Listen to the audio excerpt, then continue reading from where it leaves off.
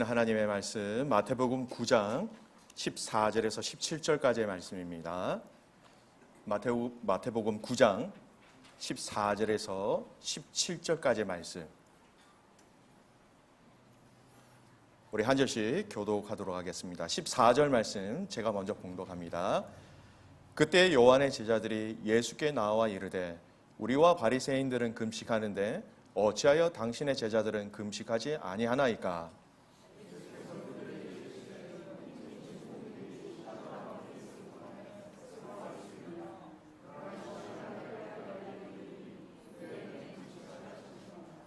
생배 조각을 낡은 옷에 붙이는 자가 없나니 이는 기운 것이 그 옷을 당기어 헤어짐이 더하게 되며 새 포도주를 낡은 가죽 부대에 넣지 아니하나니 그렇게 하면 부대가 터져 포도주도 쏟아지고 부대도 버리게 됨이라. 새 포도주는 새 부대에 넣어야 둘이 다 보존되느니라. 아멘. 오늘 이 본문의 말씀, 세례 요한의 제자들이 예수님을 찾아왔습니다. 예수님의 제자들이 예수님을 찾아온 것이 아니라 여러분, 세례 요한의 제자들이 예수님을 찾아왔다라는 것이죠. 여러분, 당시 세례 요한은, 오늘 이 본문의 배경은 세례 요한은 옥에 갇혀 있는 상황입니다. 헤롯 왕을 책망하다가 이제 투옥된 상황이에요. 그리고 그 요한의 제자들이 이 요한의 제자였기 때문에 철저한 기도와 금식을 중심으로 한 철저한 금욕 생활을 하고 있었지요. 여러분, 그 세례 요한이 평상시에 메뚜기와 석청을 먹으면서 금욕 생활을 했다라는 거 아마 많이 들으셨을 겁니다. 당연히 이 세례 요한의 제자들도 금식하면서 금욕적인 생활을 하였을 것이다. 왜냐하면 그의 제자이기 때문에 충분히 유추할 수 있죠. 이런 세례 요한의 제자들이 예수님과 또 예수님의 제자들을 볼 때에 도저히 납득되지 못한 한 가지 일이 있었습니다. 그것이 무엇이냐? 금식을 하지 않는 예수님과 제자들이었다라는 것입니다. 금식하기는커녕 오히려 예수님은 세리들과 죄인들과 같이 함께 식사 교제를 하시면서 잔치를 벌였다라는 것이죠. 오늘 이해되지 아니하는 이 세례 요한의 이 질문이, 세례 요한의 제자들의 이 질문은 사실은 궁금해서가 아니라 예수님의 제자들을 향하여서 이렇게 항거하는 항의성 질문의 내용이 사실 이 질문 안에 숨겨져 있었다라는 것입니다. 오늘 말씀해 보면 그때 요한의 제자들이 예수께 나와 이르되 우리와 바리새인들은 금식하는데 어찌하여 당신의 제자들은 금식하지 않습니까? 사실 따지는 질문이지요. 여러분, 금식이라는 것이 뭘까요? 여러분 잘 아시죠? 음식 또는 물을 먹지 않는 것. 유대적인 금식의 한 영역도 있습니다. 유대적인 금식은요, 중요한 메인 음식은 먹지 않고 물과 간단한 음식을 먹음으로 금식한다라고 지금도 전통적인 유대인들은 그것을 금식으로 인정하고 있어요. 그 당시 유대교에서 이 금식은 굉장히 장려했습니다. 경건에 있어서 여러분 잘 아시는 것처럼 둘째가라면 서러워할 바리새인들이 일주일에 2번씩 월요일과 금요일은 금식을 했습니다. 여러분, 일주일에 이제부터 내년부터 이틀 동안 금식하십시오 라고 하시면 지금 웃으시는 분이 아무도 없고요, 얼굴이 다 굳어지십니다. 쉽지 않다라는 거 여러분 아시겠죠? 그런데 이렇게 금식하는 분들은 그들에 있어서 굉장히 중요한 자랑거리가 되었다라는 것입니다. 한 바리새인이 성전에서 수많은 사람들이 오고 가는 그 성전 앞에서 기도하는 그 기도의 문구를 살펴보면 이 금식이 얼마나 그들에게 중요한 하나의 드러남, 하나의 나타남의 도구가 되었는지 알 수 있습니다. 누가복음 18장 12절에 바리새인들이 성전 앞에서 기도하는데 이렇게 기도합니다. 나는 일회에 2번씩 금식하고 또 소득의 11조를 드리나이다. 많은 사람들이 오고 가는 그 자리에서 크게 소리를 내서 그렇게 기도하는데 자기 자신을 드러내는 그 내용 중에 하나가 뭐냐면 이렇게 일주일에 2번 금식합니다. 금식은 당시 내가 얼마나 경건한 사람인지 다른 사람들에게 보여주는 하나의 이렇게 퍼포먼스가 되었다라는 것이죠. 저 사람은 일주일에 2번씩 금식하는데 와, 대단한데? 이러한 얘기를 듣기 위해서 사람들의 이러한 반응을 얻기 위해서, 사람들의 존경과 우러러봄을 받기 위해서 이 금식이 하나의 도구가 되어버린 것이었습니다. 이런 금식에 대해서 예수님께서 마태복음 가운데 산상수훈 가운데 하신 금식에 대한 책망이 있지요. 마태복음 6장 16절 말씀입니다. 우리 같이 한번 읽겠습니다. 금식할 때에 너희는 외식하는 자 같이 슬픈 기색을 보이지 말라. 그들은 금식하는 것을 사람에게 보이려고 얼굴을 흉하게 하느니라. 내가 진실로 너에게 이르노니 그들은 자기 상을 이미 받았느니라. 금식에 대해서, 산상수훈에 대해서 예수님이 정확하게 진단하셔서 이렇게 핵심을, 혀를 딱 찌르신 내용이죠. 금식 자체가 잘못됐다고 말씀하시는 게 아니지요. 하지만 금식을 왜 하는지, 그 금식의 본질들을 알지 못하고 그것이 형식화, 제도화 되었을 때에 그 금식은 이제 그 금식의 대상이 하나님이 아닌 사람이 되는 것이고, 또 그 금식이 처음 말씀하셨던 그 금식의 취지와 목적하고는 너무나 많이 비켜나가 있는 그 처음의 취지와 의지하고는 상관이 없는 방법으로 이 금식이 행해지고 사용되어졌다라는 것입니다. 금식을 바라보는 사람들도 다르게 이해를 했다라는 것이죠. 어떻게 하면 이렇게 되는가 자세히 곰곰이 생각해 보면, 여러분, 이 금식이라는 것이 하나의 형식화, 하나의 제도화가 되었을 때, 여러분, 이 금식의 취지와 본질적인 의미에서 우리는 굉장히 많이 멀리 가버리게 되는 것입니다. 이렇게 형식화, 제도화가 되면요, 여러분, 우리 타락한 인간에게 한 가지 드러나는 하나의 연약한 반응이 있어요. 그 반응이 무엇이냐? 내가 금식을 하고 금식하지 않는 자들을 쳐다볼 때에, 바라볼 때에 당신은 왜 금식하지 않습니까? 라고 금식하지 않는 사람들을 정죄하게 된다는 것이죠. 나는 하는데 당신은 왜? 여러분, 직접 눈으로 말씀을 통해서 확인합시다. 누가복음 18장 11절 말씀. 저는 7일 동안 금식하면서 또 이렇게 합니다. 11절을 드립니다. 이 기도를 하기 앞서서 그 기도 문구 가운데 이런 표현이 있어요. 18장 11절 함께 읽겠습니다. 바리새인들은 서서 따로 기도하여 이르되 하나님이여, 나는 다른 사람들 곧 토색, 불이, 간음하는 자들과 같이 아니하고 이 세리와도 같이 아니함을 감사하나이다. 여러분, 이게 기도라고 말씀할 수는 있겠지만, 여러분, 이 내용을 자세히 보십시오. 제가 금식을 하기 때문에 금식하지 않는 이 세리에 대해서 기도 가운데 뭔가 디스한다라는 것이 좀 느껴지십니까? 내가 금식을 하는데 당신 금식하지 아니한다. 이것이 나도 모르는 사이에 나의 의가 되어서 금식하지 않은 사람들을 향한 정죄가 된다라는 것이죠. 우리의 삶 속에서 여러분 얼마든지 일어날 수 있는 일이에요. 수많은 예와 적용을 할 수 있습니다. 가령 예를 들지요. 새벽 기도를 365일 10년, 20년 동안 한 번도 빠지지 않는 분들이 계시다. 대단하신 거죠. 대단하신 의지와 큰 축복입니다. 건강을 주신 것도 감사하고 그렇게 하나님 앞에 엎드릴 수 있다는 건 너무나 귀한 것이죠. 그런데 다른 사람들을 향하여 기도하지 않는다. 내가 이렇게 새벽을 지키기 때문에 당신은 왜 새벽을 지키지 않습니까? 라고 정죄를 할 수 있다는 거 여러분 아십니까? 정죄가 아니라 안타깝고 간절한 마음으로 우리 한번 기도해 봅시다라고 권면하는 마음이면 다행이지만, 그런 의도가 아니라면 이 새벽 기도를 하는 것이 다른 사람을 정죄하는 것에 도구가 되고 구실이 된다면, 여러분, 우리는 철저하게 돌아봐야 합니다. 그 새벽에 지켰던 그 기도와 또 어떻게 기도해야 되는가, 기도의 대상과 목적에 대해서 정말 바르게 기도하고 있는가, 우리가 돌아봐야 될 삶의 영역이라는 것이죠. 이렇게 기도하는 것이 바른 것이 맞는가라는 것입니다. 여러분, 이 영역은 수많은 곳에서 영역이 되어질 수 있습니다. 봉사도 그렇게 될 수 있어요. 나는 봉사하는데 왜 당신은 봉사하지 않아? 내가 이렇게 헌신하는데 당신은 왜 헌신하지 않아?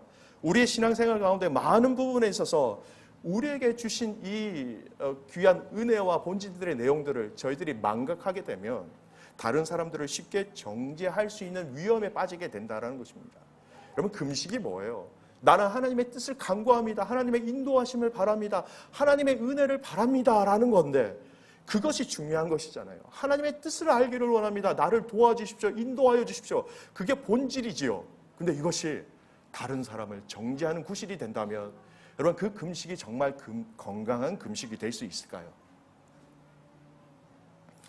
사람들은 그 본질을 다시 되새기지 못할 때에, 다른 사람들에게 보이려고 할 때에, 하지 않는 사람들을 정죄할 때에, 여러분 우리는 아주 본질에서 아주 무척이나 너무나도 많이 비켜 나와 있다는 것을 발견하게 되는 것입니다. 여러분 이런 시대적 배경에서 요한의 제자들이 자기들의 입장에서 볼 때는 자기들도 금식하고 바리새인들도 금식하는데 왜 예수님의 제자들은 안 합니까? 따져서 묻는 거예요.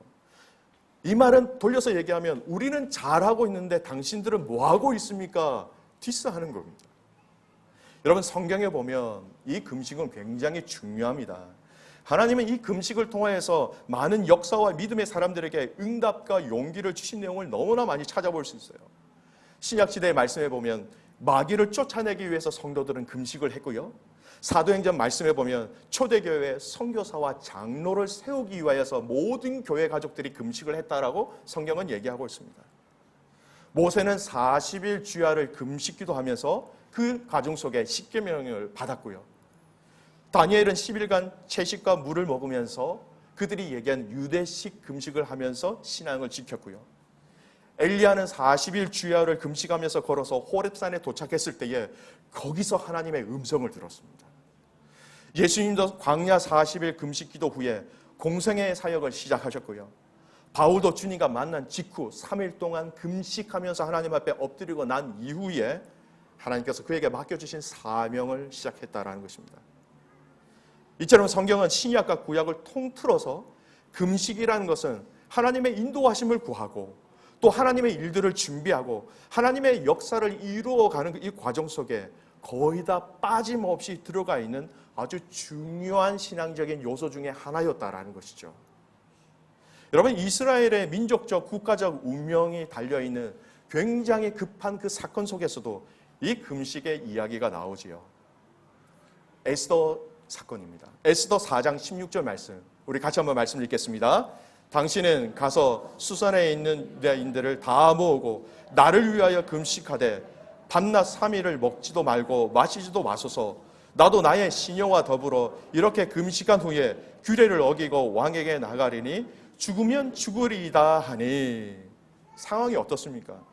하나님이 유대인과 에스더와 모든 자들의 금식을 기뻐 받으셔서 하만을 통하여서 이 이스라엘 백성들을 하루아침에 다 죽이려고 하는 이 절대절명의 위기의 순간에 모든 이스라엘의 민족들이 민족적 국가적 금식을 통하여서 그 금식을 통한 하나님의 응답이 상황을 완전 역전시켜 주시는 그 역전의 하나님을 이 금식을 통하여 민족적으로 경험하였다라는 것입니다. 여러분 지금도 우리에게는 금식이 필요합니다. 하나님의 뜻을 구하고 중요한 선택과 중요한 판단과 중요한 하나님의 일을 시작하는 이 앞에서 이 금식 기도는 우리에게 없어서는 안 될 중요한 신앙의 중요한 그 방향 중에 방법 중에 하나라는 것이죠. 네, 여러분, 근데 하나님이 기뻐하시지 않는 금식을 성경에서도 또 찾아볼 수 있다라는 것입니다. 참된 회개가 포함되지 않는 금식에 대해서 하나님은 굉장히 위선적이다라고 말씀하시면서 그것에 대해서 응답하지 아니하신다라는 것이죠. 여러분 이사야 시대에 이스라엘 백성들은 정말 많은 금식을 했습니다. 그러나 하나님이 그 이사야 시대에 이스라엘 백성들이 이제 남지 않은 그 종말의 시대에 바빌론으로 인하여서 남지 않은 그 모든 정서적인 또 종교적인 정치적인 그 혼란의 시대에 얼마나 많은 금식을 했겠습니까? 하지만 하나님은 말씀하시기를 그 금식을 기뻐하지 아니하신다라고 먼저 결론을 내리셨습니다. 이사야 58장 3, 4절 말씀 한번 말씀을 읽겠습니다. 우리가 금식하되 어찌하여 주께서 보지 아니하시며 우리가 마음을 괴롭게 하되 어찌하여 주께서 알아주시지 아니하시나이까. 보라 너희가 금식하는 날에 오락을 구하며 온갖 일을 시키는도다. 보라 너희가 금식하면서 논쟁하며 다투며 악한 주먹으로 치는도다. 너희가 오늘 금식하는 것은 너희 목소리를 상달하게 하려는 것이 아니니라. 무슨 말씀입니까? 금식을 하긴 했다라는 것이에요. 그 이사야 시대에 나라의 운명이 얼마 남지 않은 그 시대 속에서 이스라엘 백성들이 금식을 했다라고 성경은 분명히 말하고 있습니다. 그런데 그 안에 그들의 금식 가운데 하나님을 향한 그 진정성이 없었다라는 거예요. 진정성이 없는 그 금식에 대해서 책망을 하고 계신 거예요. 금식하는 날 오락을 구하며 온갖 일을 다합니다. 그 시선이 하나님께로 향하며 하나님 인도하여 주십시오, 하나님 용서하여 주십시오 라고 금식하며 자복하며 하나님의 뜻을 구해야 되는데 그들은 온갖 일을 다 했다랍니다. 금식하는 날 논쟁하며 다투며 악한 주먹으로 친다라는 것. 그래서 오늘 이 말씀은 금식을 통하여 너희들의 간절한 소원을 나한테 아뢰는 것. 여러분 이게 무슨 말이냐면요, 이런 거예요. 하나님, 제가 좀 복을 받고 싶습니다. 하나님, 내 이 기도의 제목들 금식하면서 나갑니다. 응답해 주십시오. 여러분 이게 틀린 게 아니에요. 그렇게 기도하셔야 됩니다. 그런데 그들의 삶에 대해서 말씀하시는 거예요. 너희는 너희 마음대로, 너희 생각대로, 너희 뜻대로 다 하면서 너희 마음대로 우상을 함께 섬기면서 나에게 엎드리면서 나에게 금식하면서 이것 해주세요 라고 너의 뜻을 간구한다고? 그렇게 죄악을 행하면서 더 많은 복을 구하기 위해서 금식을 한다고? 내가 그 금식을 받을 수 있겠냐? 그렇게 책망하신 것이죠. 여러분 이 금식에 대한 본질적인 핵심이 뭐예요, 여러분? 진정성이 없는 그 금식은 그것은 나에게 이제는 의미가 없다라고 말씀하시는 것이죠. 진정성 없는 너희의 금식은 내가 기뻐하지 아니한다라고 선포하신 거예요. 여러분 또 이러한 금식은요, 하나님이 기뻐하지 아니하신다, 좋아하지 아니하신다, 이걸 뛰어넘어서 더 무서운 말씀으로 우리에게 말씀하고 계세요. 이러한 금식이 오히려 하나님의 화를 더 초래하게 된다라는 것입니다. 예레미야 14장 12절 말씀이에요. 이사야보다 한 100년 뒤에 나온 선지자죠. 그러니까 시대적으로 더 많이 종말의 때에 그 민족적인 바벨론으로 인한 종말의 때가 더 많이 왔을 그때예요. 그때도 여전히 금식이 있었다라는 거예요. 그런데 예레미야 14장 12절 말씀 이렇게 말씀하십니다. 함께 말씀을 읽겠습니다. 그들이 금식할지라도 내가 그 부르짖음을 듣지 아니하겠고 번제와 소제를 드릴지라도 내가 그것을 받지 아니할 뿐만 아니라 칼과 기근과 전염병으로 내가 그들을 멸하리라. 여러분 내가 기뻐하지 아니한다, 내가 받지 아니한다, 이렇게만 말씀하셔도 저희는 가슴이 턱한데 철렁한데 뭐라고 말씀하십니까? 칼과 기근과 전염병으로 내가 그들을 멸할 것이다. 잘못된 금식에 하나님의 화를 더 초래하고 있었다라는 것입니다. 여러분 형식이 없는 본질은 무질서하게 될 가능성이 참 많지요. 그래서 형식이 필요합니다. 반면 본질이 없는 형식은 모양만 있을 뿐이지 능력이 없을 때가 많다라는 것입니다. 왜냐하면 그 본질적인 그 진정성이 없기 때문에, 그 하나님의 임재와 하나님을 갈망하는 그 처음의 목적과 취지를 잃어버린 채 형식과 틀에 맞추어진 금식을 한다고 했을 때에 여러분 거기에 무슨 능력이 있을까요? 거기에 무슨 하나님의 임재가 있을 수 있을까요? 여러분 사람과 사람이 대화를 할 때도 여러분 진정성 있게 다가오면 마음이 열리고 알고 듣고 다 알게 되는 것이죠. 여러분 진정성이 있는 대화를 해보시면 아시잖아요. 상대방의 마음이 느껴지잖아요. 여러분 우리 주님의 마음도 똑같은 거예요. 우리의 삶을 주님께 향하여 드리는데 시간에, 예배에, 헌금에, 헌신에 그 모든 것에 진정성 없이 우리가 주님 앞에 드린다고 했을 때에 천하 만물을 창조하신 우리 주님이 모르시겠습니까?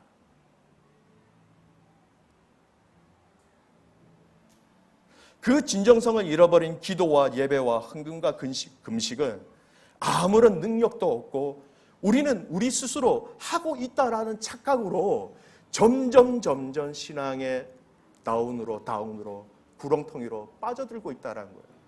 하고 있는데? 하고 있잖아요. 하나님 예배 드리고 있잖아요. 하나님 헌금 드리고 있는데요. 나와서 봉사하고 있는데요. 나와서 헌신하고 있는데요. 근데 주님이 계속해서 저와 여러분을 향해서 이렇게 두들기고 계시는 부분이 뭔지 아세요? 그거 정말이니? 그거 정말 기쁘니? 정말 나 때문이니? 정말 내가 좋아서 그렇게 하는 것이니? 내가 받는 주인 맞니? 너니? 계속해서 말씀하시는 것이죠.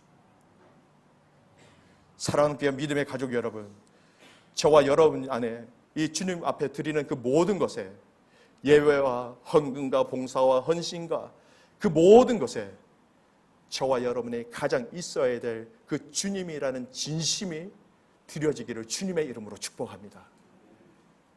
여러분, 그 마지막 이스라엘의 시대적 마지막 그때에 금식이 있었습니다.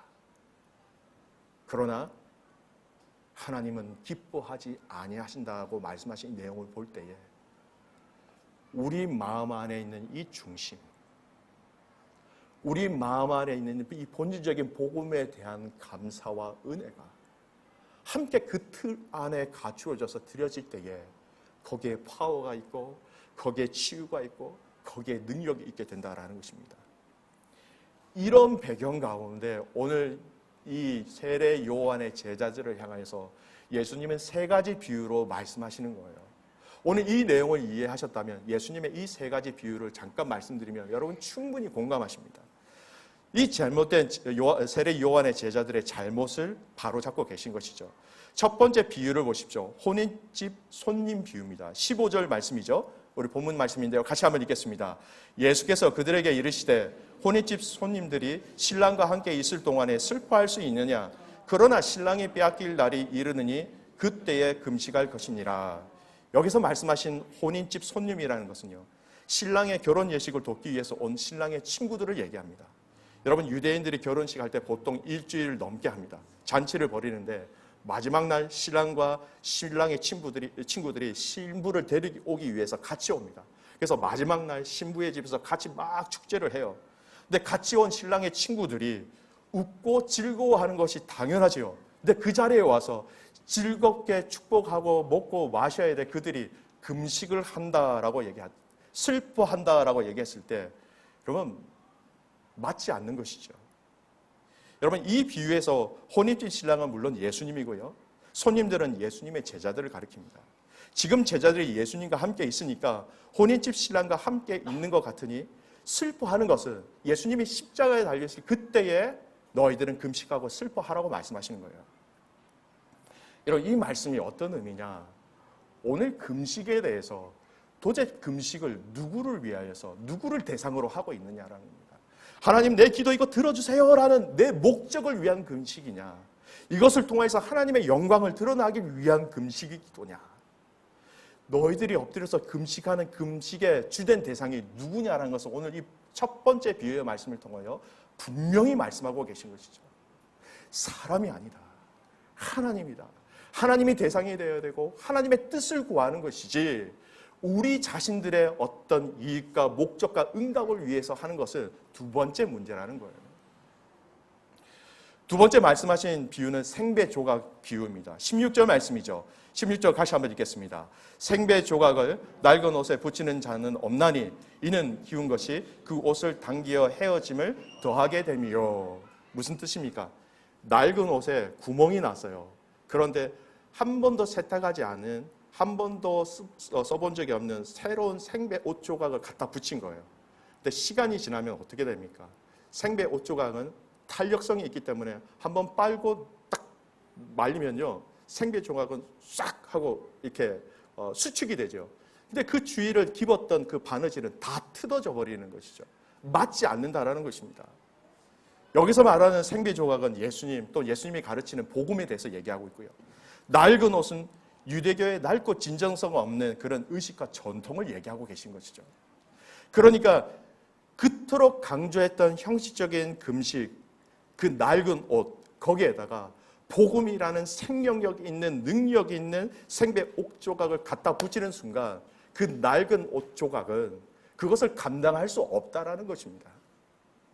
생명력 있는 그곳에 생명력 없는 것이 갖다 붙을 때는 그것이 감당할 수 없다라는 것이죠. 따라올 수도 없다라는 것입니다. 그 너희들의 형식적인 본질의 의미들을 다 잃어버린 그 금식, 그것을 마치 거기에 끼워 넣는 듯한 그 생명력 있고 역동 있는 이 복음을 마치 감당할 수 없음에도 불구하고 그것을 끼워 넣었을 때에 이것은 터져버릴 수 없다라고 말씀하고 계신 거예요. 세 번째 비유, 새 포도주 비유입니다. 17절 말씀 우리 같이 한번 읽겠습니다. 시작. 새 포도주를 낡은 가죽 부대에 넣지 아니하나니 그렇게 하면 부대가 터져 포도주도 쏟아지고 부대도 버리게 됨이라. 새 포도주는 새 부대에 넣어야 둘이 다 보존되느니라. 이건 무슨 말씀입니까? 앞에 나온 생배 조각하고 거의 비슷한 비유의 말씀이에요. 동일한 의미입니다. 여러분, 가죽 부대라는 것은 그때 당시에 저희들이 가지고 있는 플라스틱 바틀 이런 게 없었지요. 쓸 수 있는 물통이 뭐냐면 양과 염소 가죽을 통째로 벗겨가지고 내 다리는 그냥 이렇게 바느질해서 잘 묶어요. 그리고 좀 드리기 끔찍한 말씀이지만 목 부위를 이렇게 들고 마시는 채널로 구멍으로 많이 사용하였지요. 그런데 이 가죽 부대의 특징이 하나 있어요. 오래되면 이 가죽 부대가 딱딱해져요. 딱딱해지다 보니까 이 신축성이 없는 거예요. 근데 그 신축성이 없는 오래된 그 가죽 부대 안에 새로운 포도주를 집어넣는 거예요. 새로운 포도주, 발효되지 아니하는 신선한 것, 그것을 넣고 묶었을 때에 그 안에 그것이 발효되면서 점점 부풀어 오르게 되죠. 그러면 새 가죽 부대는 신축성이 있기 때문에 부풀어 올라도 터지지가 않아요. 그런데 오래된 이 가죽 부대는 딱딱해져 있기 때문에 부풀어 오는 그 팽창력을 견디지 못해서 그냥 약한 부분이 터져버린다는 거예요. 그러면 오래된 가죽 부대도 버리고 포도주도 다 버리게 된다라는 이런 비유의 말씀이죠. 여러분, 무슨 말입니까? 새 포도주는 예수님의 복음을 가리키는 것이죠. 예수님이 말씀하신 그 하나님 나라의 역동성과 능력과 생명을 얘기하고 있습니다. 낡은 가죽 부대는 오래된 유대교의 전통을 또 얘기하고 있는 것이죠. 세례 요한의 제자들이 예수님의 제자를 보고 왜 금식하지 아니합니까? 라고 비난하는 것은 마치 예수님의 이 새로운 복음을 그 유대교의 낡은 의식에 억지로 집어넣는 것과 똑같다라는 것이죠. 여러분, 진정성이 빠진 감사, 감격이 없는, 또 마음을 찢는 통곡하는 마음이 없는 금식, 그와 같은 유대교의 그 전통에 생명이 충만한 이 예수 그리스도의 복음을 담아낼 수도 없고 담겨지지도 않는다라는 말씀이지요. 여러분, 유대인들에게 얼마나 많은 전통이 있습니까? 유월절, 칠칠절, 초막절, 절기를 지키라고 그들에게 이 3대 절기는 어떠한 한이 있더라도 모든 남자들은 다 지키라고 말씀하신 거예요. 단순히 먹고 마시고 제사를 드리고 밖에서 자고 또 어린 양을 먹고 무교병을 먹고 쓴 나물을 먹고 그 먹는 것을 통하여서 이 절기를 지키라고 말씀하시지만 그 본질이 뭐예요? 내가 너희를 애굽 땅에서 어떻게 인도하였는지 너희는 명확하게 기억해야 돼. 내가 광야에서 너희를 어떻게 먹이고 살리고 먹을 것을 공급해주고 물을 주었는지 나의 구원의 역사에 대해서 너희는 반드시 기억해야 돼. 그것을 기억하기 위하여서 절기를 지키는 것이죠. 그런데 그 취지와 그 의미, 그 본질적인 부분들을 알지 못하고 무교병, 어린 양 그것을 먹어본들 무슨 의미가 있겠습니까? 그것은 그들의 하나의 또 다른 전통으로 그냥 남게 된다는 것이죠. 사랑하는 귀한 믿음의 가족 여러분, 오늘 저는 여러분에게 여러분의 개인의 삶 영역에서 그리고 우리 코너스 한인교회의 역사와 전통과 또 새로운 시작에 대해서 좀 여러분에게 말씀을 좀 나누고자 합니다. 사랑하는 귀한 믿음의 가족 여러분, 저와 여러분이 믿는 이 복음은, 이 예수 그리스도는 여러분 참으로 능력이 있습니다. 이 복음은 죽은 자를 살리는 능력이 있습니다. 이 예수 그리스도의 보혈은 막혀있는 것들을 뚫어내는 능력이 있습니다. 하나님을 알지 못하는 자들이 하나님 앞에서 돌아올 수 있는 능력이 이 복음 안에 있습니다. 생명입니다. 살아서 움직이지요. 그런데 이것을 잘 담아내기 위하여서 우리는 구조라는 형식이 때로는 필요합니다. 그러나 이 살아있는 생명과 살아있는 움직이는 이 복음의 능력이 없는 형식을 한번 생각해 보십시오. 나 자신도, 우리의 가정도, 우리의 교회도, 우리도 모르는 사이에 우리의 영적인 건강도를 형식이 있음으로 말미암아 아주 나약하게, 아주 약하게 건강하지 못하도록 우리를 잘못 진단하게 될 가능성도 있다라는 것이죠. 여러분, 이 형식이 오랫동안 굳어져서 내려오면 무엇이 되는지 아세요? 전통이 되어버립니다. 그리고 전통이라는 이름으로 교회에 남게 되면 또 이것이 마치 전통은 진리와 같다라고 우리의 개념 속에 같이 그냥 동치시켜버리면 여러분, 이것은 손댈 수 없는 것이 되어버립니다. 생명과 역동성이 없는 오래된 전통일수록 여러분, 우리는 그 틀 안에서 우리 자신들을 묶어버리고 거기서 나오고 싶어도 나오기 힘든 우리가 만든 족쇄가 될 가능성이 많다라는 것이죠. 유럽에 있는 많은 교회들을 보십시오. 아니, 이 호주 안에 있는 많은 교회들을 보십시오. 그 옛 교회들을 보십시오. 건물도 있습니다. 예배의 형식도 있습니다. 구조도 있습니다. 그런데 이 핵심적인 본질, 이 핵심적인 예수 그리스도의 생명, 이 핵심적인 예수 그리스도의 능력,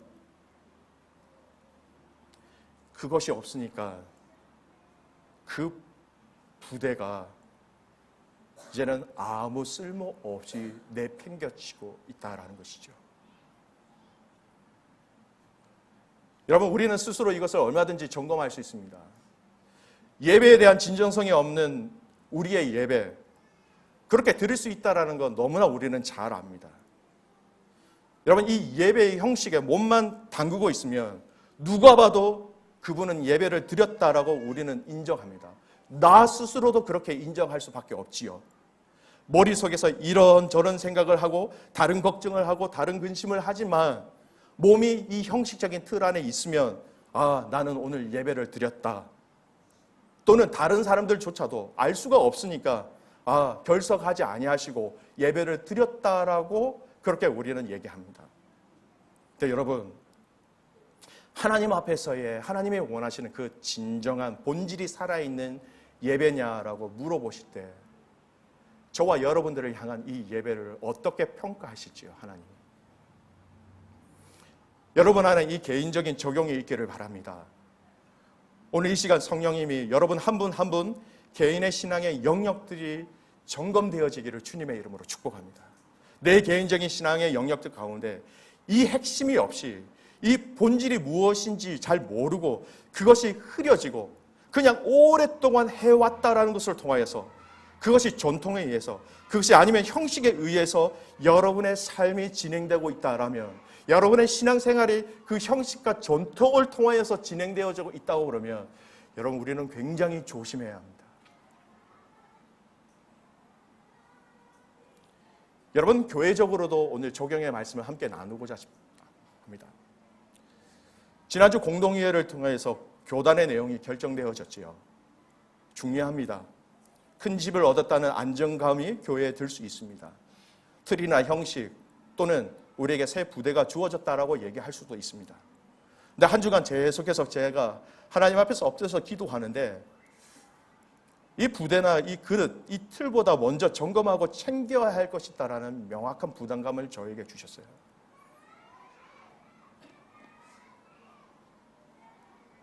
저희가 이 교단에 들어가서 이 교단의 건강도를 높여야 할 책임과 의무가 있다는 것입니다.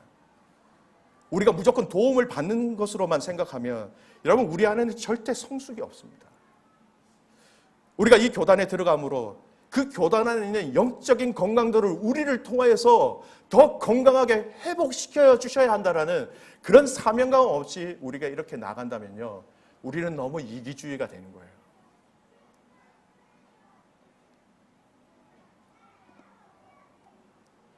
이 말은 다른 말씀으로 표현해드린다면 저와 여러분에게 허락하신 이 코노스나 한인교회의 영적인 모든 그 건강도와 성숙도 여기에 하나님은 관심이 더 많으시다라는 거예요. 어떻게 하면 이 코노스나 한인교회가 더욱더 건강해질 수 있는가? 그 모든 예배와 선교와 교육과 금식과 기도 가운데 이 본질을 잃어버리지 아니하고 하나님 앞에서 건강하게 세워질 수 있는가? 하나님의 우선순위는 이거예요.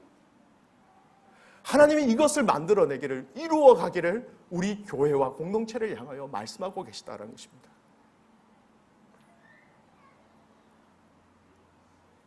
저는 이 시간 저와 여러분 개인과 가정과 순과 교회 전체에 남아있는 이 2019년 이 한 해를 돌아보는 이 과정 속에 좀 세밀하게 스캔을 했으면 좋겠습니다. 내 안에 하나님을 대하는데, 아내와 남편을 대하는데, 공동체와 지체를 대하는데 과거의 전통과 형식과 그 틀에 맞추어서 그냥 그렇게 하는 것처럼 하고 있는 행동들이 있다면 여러분 철저하게 한번 스캔하는 시간이 있기를 소원합니다. 철저하게.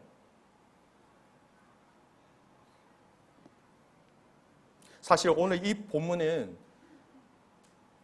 2주 전 토요일 날 목자 목녀들이 마지막 모임을 가졌을 때 제가 이 본문으로 말씀을 전한 내용입니다.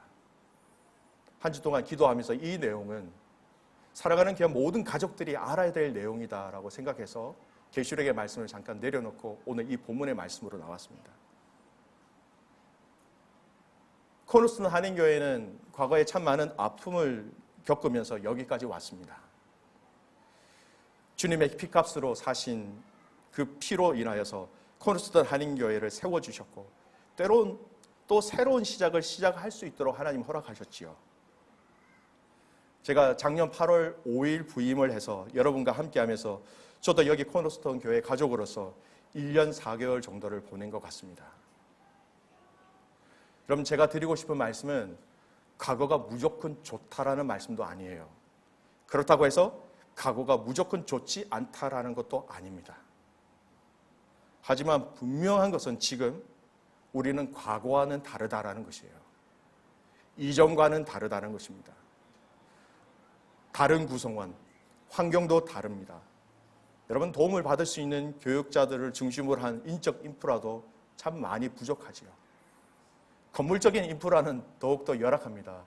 이렇게 더운 곳에서 공기도 잘 통하지 않는 곳에서 예배 드린다는 거 쉽지가 않지요. 분명히 저희는 과거와 비교해 볼 때 다른 것이 너무나 많이 있습니다. 그러기에 이제부터는 우리 코너스톤 한인교회에 맞는 그 옷을 찾아 입어가는 그 과정을 걸어가려고 합니다. 여러분, 우리에게 맞지 않는 옷을 이제는 벗을 필요가 있습니다. 여러분, 과거의 그 옷을 벗어야 여러분 새로운 옷을 입을 수 있습니다. 과거에 입었던 옷을 그대로 입고 있으면서 새로운 옷을 입을 수는 없지요. 그 첫 단계로 여러분, 저는 2020년 이 순 모임에 조금 시간을 좀 두고 리셋을 하는 시간을 좀 가지려고 합니다. 여러분, 그동안 정신없이 달려오셨던 목자, 목녀들을 향하여서 여러분 정말 많은 위로와 격려와 축복을 좀 부탁드립니다. 여러 가지 악조건 속에서 너무나 잘 섬겨주셨어요. 이런 리셋이라는 이 의미가 과거가 잘못됐다는 것이 아니에요, 여러분. 하지만 지금 우리의 체형과 우리의 환경에 어울리지 않는 옷이기에 이제는 우리가 우리의 몸에 맞는 그 옷을 좀 준비해야 될 시간이 필요하다는 거예요. 개인적으로 여러분의 모든 100%의 성도들의 모든 상황과 환경들은 제가 다 알 수는 없지만 저 나름대로 정리를 해보니까 한 7, 80%는 제가 여러분의 개인적인 신앙의 상태와 또는 그런 상황들을 어느 정도 이해를 할 수 있게 되었습니다. 이 모든 상황과 환경 가운데 함께 비전을 공유하는 시간도 필요하고요. 함께 준비하는 시간도 필요하고 함께 엎드려서 달려가는 시간들이 필요하다라는 것입니다. 그래서 우리에 맞는 옷을 입어가기 위하여서 함께 준비하고 또 정리하는 이 부분들은요, 여러분 잘못됐다는 것이 아니라 앞으로 우리가 영적인 큰 도약과 또 뛰어넘기 위하여서 날아가기 위해서 영적 도약을 준비하는 시간이 되기도 한다는 것입니다. 저는 이 영역을 이 순 모임뿐만 아니라 저희 교회 영역에서 서서히 모든 그 영역에서 우리의 옷에 맞는 그 옷을 찾아가는 시간을 2020년 이 기간에 여러분 함께 기도하면서 함께 맞추어 갈 계획입니다. 여러분 이를 위해서 기도해 주시기 바랍니다. 여러분 과거의 시스템, 과거에 했던 거 우리는 이제 과거에 이렇게 했는데요. 여러분 이제는 그 말씀을 잠시 멈춰 주십시오.